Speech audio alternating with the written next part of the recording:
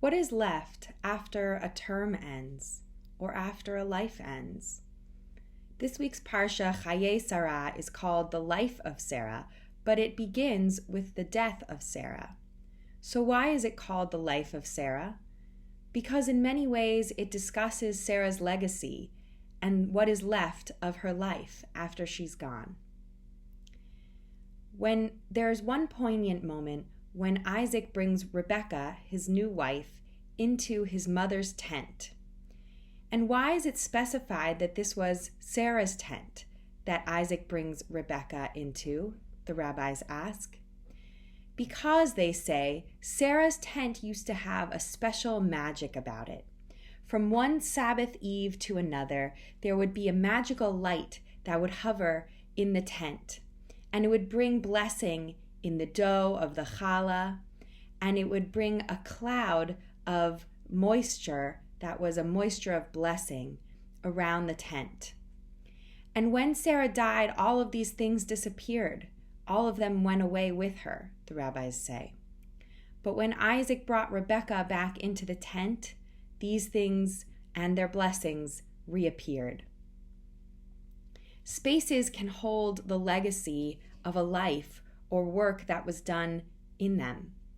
I think about that as I sit in this office, knowing that many illustrious and talented rabbis have sat here before me, and feeling their legacy even as I make this space my own. I often like to call upon the power of objects or spaces that are imbued with the power of work or of lives that held them before.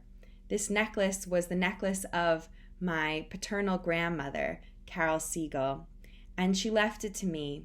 And I like to wear that and other objects that she used to wear and feel her strength carried on within me.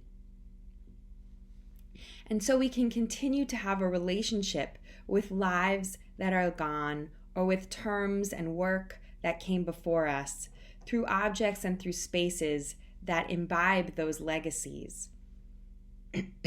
There's a beautiful poem by the artist Alicia Jo Rabins, who writes midrashic poetry that builds on the Parsha and the stories in the Torah.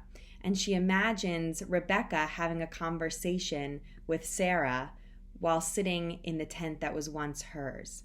She writes, "You are welcome to visit me any night in any dream.